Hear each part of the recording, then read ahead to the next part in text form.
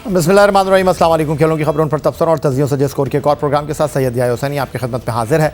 New Zealand के खिलाफ 5 मैचों पर मुश्तमिल T20 सीरीज़ के तीसरे मुकाबले के लिए पाकिस्तान क्रिकेट टीम में 3 तब्दीलियों के साथ प्लेइंग 11 का मैच से एक दिन पहले ऐलान कर दिया गया है। पाकिस्तान टीम में 3 तब्दीलियाँ की गई हैं। Spin bowler Usama Mir, Australia के खिलाफ टेस्ट डेब्यू पर 7 विकेट की परफॉर्मेंस पेश करने वाले आमिर जमाल को तीसरे T20 मैच में आराम कराया गया है, जबकि न्यूजीलैंड के खिलाफ ऑकलैंड में अपना T20 इंटरनेशनल डेब्यू करने वाले दाएं हाथ के तेज़ बॉलर अब्बास आफरीदी इंजरी के सबब तीसरे T20 मैच से बाहर हो गए हैं।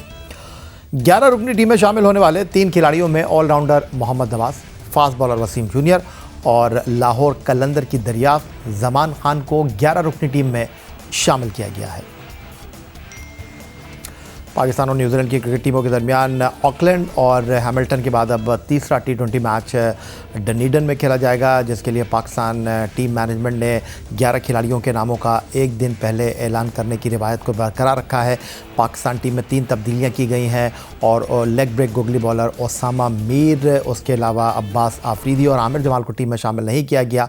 और टीम की इनिंग का आगाज़ नायब कप्तान विकेट कीपर मोहम्मद रिजवान के साथ नौजवान जारह मिजाज बैट्समैन साइम अयूब करते हुए दिखाई देंगे, जिन्होंने ऑकलैंड में अपना T20 डेब्यू किया था। नंबर 3 पर पहले 2 T20 मैचों में निफ सेंचुरी स्कोर करने वाले कौमी टीम के साबिक कप्तान बाबर आजम बल्लेबाजी करने के लिए आएंगे। फिर हैमिल्टन में 50 रन की इनिंग खेलने वाले फ़खर जमान नंबर 4 पर बैटिंग के लिए दस्तयाब होंगे। उसके साथ इस सीरीज़ में अब तक एक अच्छी इनिंग की तलाश में सरगर्दा ऑलराउंडर इफ्तिखार अहमद हैं। फिर उसके बाद बतौर विकेट कीपर खेलने वाले आज़म खान के लिए ये मैच इंतहाई अहमियत का हामिल है। फिर टीम के कप्तान शाहीन शाह आफरीदी हैं। मोहम्मद नवाज को सीरीज़ में पहली बार खेलने का मौका मिल रहा है। पहली बार इस सीरीज़ में खेलते हुए दिखाई देंगे जमान खान, पहली बार इस सीरीज़ में खेलते हुए दिखाई देंगे वसीम जूनियर और फिर तजुर्बेकार हारिस रऊफ़ शाहीन शाह आफरीदी के लिए बॉलिंग अटैक में दस्तयाब होंगे। दौरा न्यूजीलैंड पर मौजूद पाकिस्तान क्रिकेट टीम न्यूजीलैंड के खिलाफ 5 T20 मैचों पर मुश्तमिल सीरीज़ में कीवी टीम के मुकाबले के लिए तैयार है। और पहले 2 मुकाबलों में पाकिस्तान क्रिकेट टीम को कीवी टीम के हाथों नाकामी का सामना करना पड़ा। हैमिल्टन और ऑकलैंड में तीसरे T20 मैच से कबल पाकिस्तान क्रिकेट टीम को धचका उस वक्त लगा जब न्यूजीलैंड के खिलाफ ऑकलैंड में अपना T20 इंटरनेशनल डेब्यू करने वाले फास्ट बॉलर अब्बास आफरीदी, जिन्होंने पाकिस्तान सुपर लीग सीज़न 2023 में सबसे ज़्यादा विकटें हासिल की थी मुल्तान सुल्तान के लिए, वो न्यूजीलैंड के ख़िलाफ़ पहले 2 मुकाबलों में 5 विकेटों के हुसूल में कामयाब रहे थे। डनीडन के तीसरे T20 मैच से बाहर हो गए हैं। अब्बास आफरीदी ने न्यूजीलैंड के खिलाफ अपने T20 डेब्यू मैच में 3 जबकि दूसरे T20 मैच में हैमिल्टन में 2 विकेट की परफॉर्मेंस पेश की थी। रिपोर्ट्स के मुताबिक अब्बास आफरीदी पेट के मसल में स्ट्रेन की वजह से तीसरे T20 मैच से बाहर हो गए हैं, जबकि अगले 2 मुकाबलों में उनकी दस्तयाबी उनकी इंजरीज़ को देखकर फैसला किया जाएगा कि उनको खिलाना है या नहीं। न्यूजीलैंड के खिलाफ T20 सीरीज़ से कबल टीम डायरेक्टर मोहम्मद हफीज़ ने नए मंसूबे और नई हिकमत अमली के साथ जाने का फैसला किया और डोमेस्टिक क्रिकेट के परफॉर्मर नौजवान खिलाड़ियों को मौक़े फराहम भी किए गए। न्यूजीलैंड के खिलाफ T20 सीरीज़ में जारह मिजाज बल्लेबाज आज़म खान को बतौर विकेट कीपर खिलाने का फैसला किया गया, जबकि मुस्तकिल विकेट कीपर मोहम्मद रिजवान, जो कि T20 सीरीज़ में कप्तान शाहीन शाह आफरीदी के नायब के तौर पर मुंतखब हुए हैं, उनको बतौर ओपनिंग बैटर और फील्डर खिलाने का फैसला किया गया। आज़म खान पर उनकी फ़िटनेस को लेकर कई बार सवालात उठते रहे हैं, जबकि आज़म खान डोमेस्टिक और दुनिया की मुख्तलिफ लीग्स में अपनी जारहा मिजाजी के सबब सबको मुतासर करते दिखाई देते हैं, लेकिन जारहा मिजाज बैटर आज़म खान की कौमी टीम में शामिल होने के बाद बैनुल-अक़वामी सतह पर उनकी कारकर्दगी अब तक काबिल ज़िक्र दिखाई दे नहीं रही। आज़म खान ने 7 T20 बैनुल-अक़वामी मुकाबलों में टीम पाकिस्तान की नुमाइंदगी करने का एज़ाज़ हासिल कर रखा है, जहाँ वो सिर्फ 19 रन ही स्कोर कर सके हैं। न्यूजीलैंड के खिलाफ कमबैक करने वाले विकेटकीपर बैटर आज़म खान पहले 2 T20 मुकाबलों में भी कुछ खातिर खा कारकर्दगी पेश करने में नाकाम रहे हैं और एक बार फिर उन पर अब कई सवालात उठने लगे हैं। आज़म खान ने न्यूजीलैंड के खिलाफ पहले ऑकलैंड के T20 में 10 और फिर हैमिल्टन के दूसरे T20 मैच में 2 रन ही स्कोर किए। उधर टीम न्यूजीलैंड के लिए अच्छी खबर नहीं है। उनके कप्तान केन विलियमसन सीरीज़ के बाकी 3 T20 मुकाबलों के लिए दस्तयाब नहीं है। 2 मैचों के बाद मेज़बान न्यूजीलैंड की टीम को सीरीज़ में 2-0 की बरतरी हासिल है और डनीडन के तीसरे T20 इंटरनेशनल मैच में शाहीन शाह आफरीदी की क़यादत में टीम पाकिस्तान को जीत की अशद ज़रूरत है, क्योंकि नाकामी की शक्ल में ये T20 सीरीज़ न्यूजीलैंड के नाम हो जाएगी। मिलते हैं एक ब्रेक के बाद। ब्रेक के बाद एक बार फिर कहेंगे आपको खुशामदीद। और पाकिस्तान टीम ऑस्ट्रेलिया के बाद अब न्यूजीलैंड के दौरे पर है और नाकामियों का जो सफ़र है टीम पाकिस्तान का ख़त्म होने का नाम ले नहीं रहा है। बेन ओकादर ट्रॉफ़ी में पैट कमिंस की क़यादत में टीम ऑस्ट्रेलिया ने पाकिस्तान को 3-0 की हज़ीमत से 2-4 किया और अब न्यूजीलैंड के दौरे पर पहुँचने के बाद कीवी के देश में शाहीन शाह अफरीदी की क़यादत में पहले टीम को ऑकलैंड में 46 रन से और फिर हैमिल्टन के दूसरे T20 मैच में भी नाकामी का सामना करना पड़ा। अब डनेडन का तीसरा मैच, लेकिन उससे पहले टीम पाकिस्तान की इंजरी लिस्ट जो है वो तवील से तवील होती जा रही है और डायरेक्टर क्रिकेट मोहम्मद हफीज़ परेशान हैं। पहले पर्थ टेस्ट मैच के बाद खुर्रम शहजाद अनफिट हुए, दौरा ऑस्ट्रेलिया में बग़ैर खेले leg break googly bowler Abrar unfit हो गए, फिर बाएं हाथ के spinner Noman Ali Melbourne test match में जिनके खेलने का इम्कान था वो अपेंडिक्स का शिकार हो गए और अब्बास आफरीदी जिन्होंने T20 डेब्यू किया न्यूजीलैंड में वो जनाब अब अनफिट हो गए हैं। तो ये पाकिस्तान टीम के खिलाड़ियों की फ़िटनेस लिस्ट है और इस पर गुफ्तगू करने के लिए स्टूडियो में हमें ज्वाइन कर रहे हैं टेस्ट फास्ट बॉलर सिकंदर बख्त। लेकिन कबल इसके कि मैं सिकंदर बख्त से गुफ्तगू की शुरुआत करूं, पहले मैं कुछ चीज़ें आपके साथ, हक़ाइक़ आपके साथ शेयर करना चाहता हूं।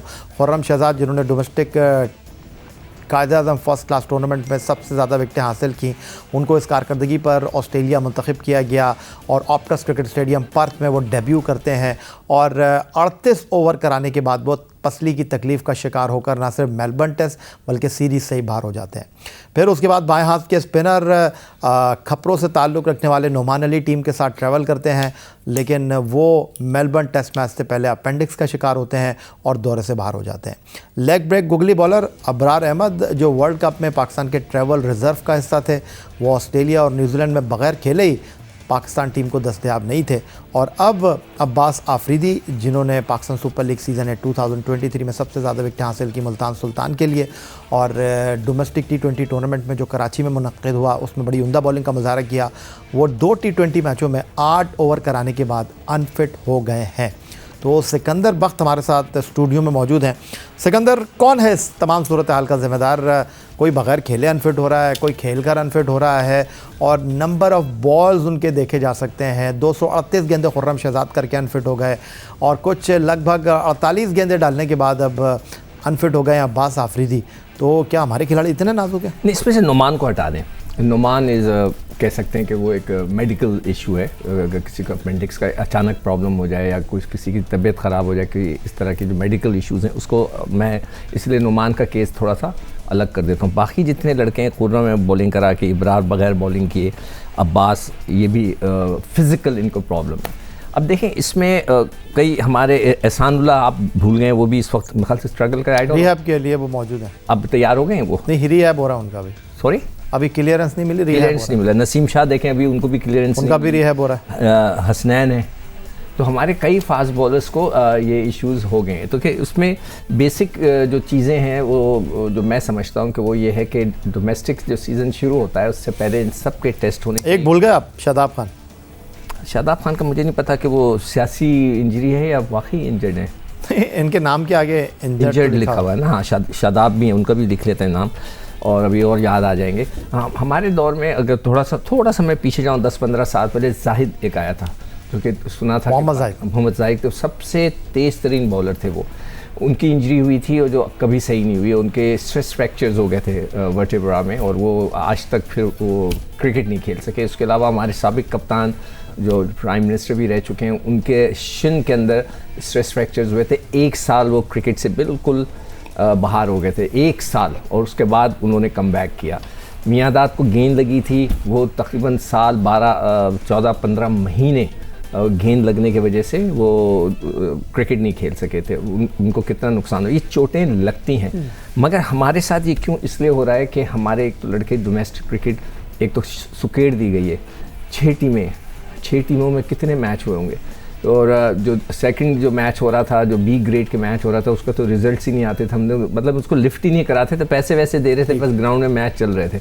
तो आपने जो हमारे सिलसिला ये था कि हमारे पास 8 टीमें होती थी, हम 8 टीमों का सिंगल लीग खेलते थे। उसके बाद पेंटेंगुलर होती थी, Quaid-e-Azam trophy, patterns trophy, pentangular. तो लंबा क्रिकेट खेलने से एक तो ये फिटनेस होती है, ठीक है, एक तो क्रिकेट खेलने से फिटनेस होती है, दूसरी एक आपको ट्रेनिंग करनी पड़ती है। अच्छा, अब ट्रेनिंग करने के लिए मुझे एक बड़ी अच्छी बात, हम साउथ अफ्रीका में लड़के सारे जिम के अंदर ट्रेडमिल के ऊपर इधर उधर वेट्स धड़ाधड़ कर रहे थे। कोच आया, उसने लगा के आके उसने झाड़ दी।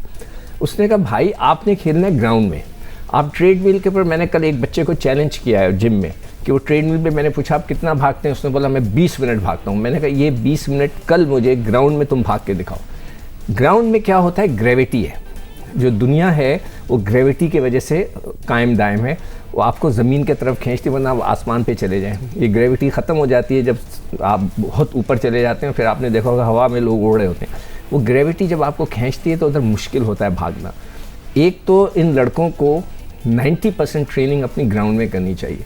जो वेट्स की जो ट्रेनिंग होती है वो स्ट्रेंथनिंग होती है, मसल्स को मजबूत करने के लिए, और जो बाकी पाँव वगैरह की जो भागने की स्प्रिंटें सारा कुछ है वो ट्रेडमिल पे ना करें। आप जाएं ग्राउंड में और ग्राउंड में जाके ट्रैक के ऊपर करें, तो उससे आपकी स्ट्रेंथ बढ़ती है। अब मुझे नहीं पता कि जैसे वहाब रियाज ने बोला कि जी उन्होंने कहा कि फ़िटनेस के लिए मना है, तो ये जो यो टेस्ट और इस किस्म की चीज़ें होती थी ये होनी चाहिए। आपको सीज़न ऑफ होने के बाद सबको बताना चाहिए ये आपका वज़न है, ये आपकी फ़िटनेस है, आपकी कमर का साइज़ ये है। अब जब वापस आएंगे तो फिर चेक होगा। जब तक आप ये नहीं करेंगे तो लड़कों की फ़िटनेस का वो जो शऊर है वो नहीं आएगा। तो उसके अलावा मुझे नहीं पता आप और क्या पूछना चाह रहे हो। नहीं, मैं आपसे ये जानना चाह रहा था कि हु इज़ रिस्पॉन्सिबल। लड़कियाँ खुद, इसमें आप डॉक्टर्स को नहीं ब्लेम कर सकते। डॉक्टर को आप जब ब्लेम करेंगे, अगर कोई केस उनके पास जाता है और वो उसको बिगाड़ देते हैं, सपोज करें कि कोई लड़का है अनफिट है, उसको आपने कहा नहीं जी ये डॉक्टर के पास गया तो उसने गलत ऑपरेशन कर दिया, उसको गलत दवाई दी, गलत डायग्नोज किया, दैट इज़ फिर डॉक्टर का फॉल्ट आ जाता है। अगर डॉक्टर आपकी टीम के साथ है और एक लड़का ट्रेनिंग ही नहीं करना चाहता, जैसे अभी रज़ाक ने हमारे प्रोग्राम में ये कहा कि मैंने लड़के को बोला कि बॉल कराओ, उसने कहा मेरा बॉडी लोड हो गया, मैं 3 दिन बॉलिंग नहीं कराऊंगा, तो उसमें बेचारा डॉक्टर क्या करेगा, वो तो लड़की की जिम्मेदारी होगी ना। तो लड़के की पर ज़्यादा जिम्मेदारी आती है, डॉक्टर के पास जब आती है जब उसके पास केस चला जाए और वो बिगाड़ दे। तो मैं समझता हूँ लड़कों को इंडिविजुअली खुद अपनी रिस्पॉन्सिबिलिटी लेनी। लेकिन सिकंदर, मैं अगर आपसे ये जानना चाहूँ कि ऑस्ट्रेलिया की जो टीम वर्ल्ड चैम्पियन बनी भारत में, अहमदाबाद में उन्होंने 1 लाख से ज़्यादा के क्राउड को जो है वो सन्नाटा तारी कर दिया उनके ऊपर। भारत में उन्होंने हरा दिया, वो टीम जो नाकाबिल शिकस्त थी। फिर वही टीम बेनो कादिर ट्रॉफ़ी में खेलती हुई दिखाई दी। पैट कमिंस, मिचेल स्टार्क, जोश हेज़लवुड, नेथन लियोन, आपके जो T20 कप्तान है शाहीन शाह अफरीदी, वो सिडनी टेस्ट मैच नहीं खेलेंगे जी, उन्होंने 90 से ज़्यादा ओवर डाल दिए हैं। लेकिन अब यही ऑस्ट्रेलिया की टीम जो है वो वेस्ट इंडीज़ के ख़िलाफ़ टेस्ट सीरीज़ के लिए अनाउंस हुई है, तो इसको आप क्या कहेंगे? देखिए, हमारे यहाँ क्रिकेट साल के 12 महीने होती है। ये बात मैं पहले भी एक प्रोग्राम में कर चुका हूँ। मैंने ऑस्ट्रेलियन से पूछा था तो वो ये कह रहे थे कि जो ऑफ सीज़न हमारा हो जाता है, जैसे सर्दी होती है, वो दूसरे गेम भी खेलते हैं। वहाँ पे फुटबॉल खेली जाती है जिसको अमेरिका में सॉकर कहते हैं, और एक अमेरिकन फ़ुटबॉल होती है। वहाँ पे रग्बी टाइप की गेम होती है जिसमें एक बॉल होती है, वो फेंकते हैं, सब भागते हैं, उसको पकड़ते हैं, एक दूसरे पे चढ़ जाते हैं, बहुत ही मतलब फिज़िकल गेम है, वो खेलते हैं। वो मैंने उसमें ये भी जिक्र किया था कि पर्थ का टेस्ट मैच था 1979 का, तो जो 12th मैन था ऑस्ट्रेलिया की टीम का वो चार्ल्स वर्थ था। वो आकर, यानी कि वो हॉकी भी खेलता था, वो क्रिकेट भी खेलता था।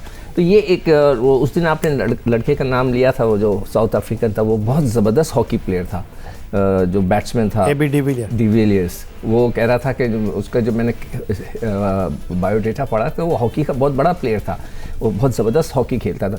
तो ये जो फिज़िकल फिटनेस है ये दूसरे गेम से ज़्यादा तगड़ी होती है।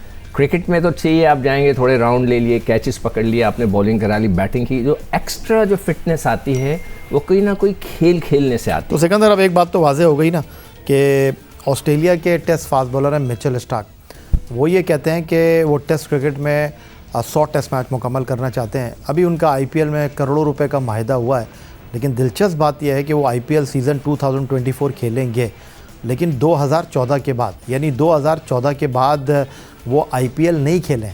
और फिर उन्होंने अपना वनडे इंटरनेशनल डेब्यू सिकंदर 2010-2011 में किया, और ये ड्यूरिंग वर्ल्ड कप मैंने आपको बताया था कि 2010-2011 में 12 साल में पैट कमिंस जो है मिचेल स्टार्क, उन्होंने अब तक 150 वनडे इंटरनेशनल नहीं खेले।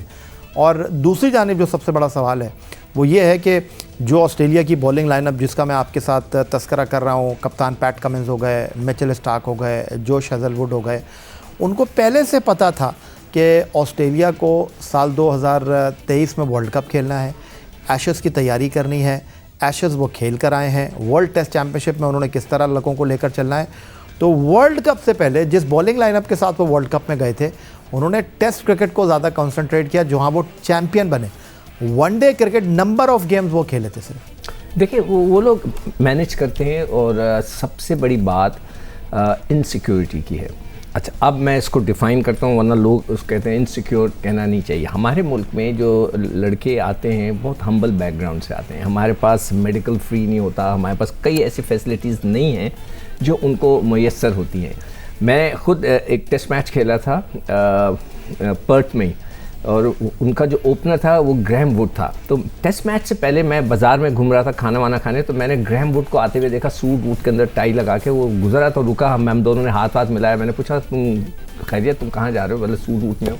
तो उसने कहा कि मैं जॉब करता हूँ। तो वहाँ पर हर आदमी के लिए एक सिक्योरिटी है। हमारे यहाँ बच्चे जब बड़े हम्बल बैकग्राउंड से आते हैं, कई बच्चे ऐसे हैं जिनका वाक़या मैं किसी का नाम नहीं लेना चाहता, उन्होंने बताया कि फ्रेंचाइज ने उनके लिए घर बनाया, किसी के पास गाड़ी नहीं है। तो ये बच्चे को जो सबसे पहले अट्रैक्शन क्या हो जाती है कि हमने अपने लिए पैसे बनाने, तो जिसकी वजह से वो डिफरेंट लीग्स इतने इंतहा की खेल लेते हैं। तो ये वाली इनसिक्योरिटी की मैं बात करूँ और कुछ नहीं, कि हमारे पास बच्चा जो है वो इस लिहाज से इनसिक्योर नहीं, उसके पास प्रॉब्लम्स बहुत होते हैं। माँ बाप को लुक आफ्टर करना होता है, उसने अपने बहन भाइयों को लुक आफ्टर करना होता है। ऑस्ट्रेलियंस के पास ये इश्यूज़ नहीं है, वो 18 साल के बाद इंडिविजुअल हो जाता है, एक अलग पर्सनैलिटी हो जाती है, तो वो ये सारी चीज़ें मैनेज कर सकता है, हमारे वाले नहीं कर पाते। तो इस वजह से हमारा बच्चा जो है बहुत ज़्यादा क्रिकेट खेलता है, वो हर किस्म की क्रिकेट खेलता है टू मेक मनी। उनके लिए सिक्योरिटीज़ अवेलेबल हैं, उनको पेंशन भी मिलेगी बाद में, उनको बोनस भी मिलता है, तो वो सेटल्ड होते हैं। तो इसलिए उनके जो जहनी तौर पे वो पैसों की तरफ इतना नहीं भागते जितना कि हमारे वाले बच्चे। उनको देखें, उन्होंने प्लान करके उसको बोला होगा अब तुम जाकर खेल लो। स्टार्क को शायद सबसे ज़्यादा पैसे मिल रहे हैं ना वहाँ पे, कुछ मिलियंस के अंदर। तो वो अब उसको कहा कि भाई आखिरी तुम्हारा वक्त है। मैक्सवेल ने भी शायद, नहीं मैक्सवेल नहीं, एक और लड़का था बेन स्टोक, अगर याद है, वो भी आखिरी दिनों में अपने खेल कर गया है, तो ताकि ये अपने पैसे बनाने, तो वो इस तरह उनकी प्लानिंग करते हैं। हमारे साथ अनफॉर्चुनेटली ये इशू है कि हम बच्चे हमारे सिक्योर नहीं होते, उनको डर लगा होता है कि मैं ड्रॉप हो गया। और उनको एक किसी ने मुझे बताया कि वो जो मासत के साथ मुझे कहना पड़ा, कुछ बुकीज़ जो होते हैं वो बच्चों को डराते हैं कि बेटा अगर तुम अनफिट हो गए तुम क्या करोगे, तुम्हारे पास तो कुछ भी नहीं है, अभी तुमने बहन की शादी करानी है, तुमने घर बनाना है, गाड़ी ख़रीदनी है। तो बच्चे को वो गलत राह पे भी लेके चले जाते हैं। तो ये वो कुछ चीज़ें हैं जिसकी वजह से हमारा बच्चा जो है फ़िटनेस वगैरह का गौर करने के बजाय, वो जो प्रोग्राम आप बता रहे हैं स्टार्ट का हुआ है, उसके बजाय वो दूसरी तरफ जो है पैसे की तरफ चले जाते हैं। बहुत शुक्रिया आपका सिकंदर। बस हमारे साथ मौजूद है टेस्ट फास्ट बॉलर, और पाकिस्तान की टीम न्यूजीलैंड में मौजूद है। 2 T20 मैच ऑकलैंड और हैमिल्टन में हार चुकी है। तीसरा T20 मैच अब डनेडन में, जहां टीम पाकिस्तान 3 तब्दीलियों के साथ मैदान में उतर रही है। Leg break googly bowler Osama Mir, fast bowler Abbas Afridi और उनके साथ ऑलराउंडर आमिर जमाल को तीसरे मैच के लिए टीम में शामिल नहीं किया गया, और उनकी जगह टीम में शामिल किया गया है वसीम जूनियर, उसके साथ जमान खान, और साथ साथ टीम में शामिल हुए हैं मोहम्मद नवाज़। तो तीसरा T20 मैच डनेडन में। यही आज का हमारा प्रोग्राम था। ट्विटर पर आप हमें फॉलो कर सकते हैं, आप हमें ईमेल कर सकते हैं, अपनी राय से आगाह कर सकते हैं score@jio.tv पर। इस दुआ, इस उम्मीद, इस तवक्को के साथ कि पाकिस्तान में खेल और खिलाड़ी तरक्की करते रहें। सैयद याहिया हुसैनी को स्कोर की पूरी टीम के साथ अगले प्रोग्राम तक के लिए इजाज़त दीजिए। अल्लाह हाफ़िज़।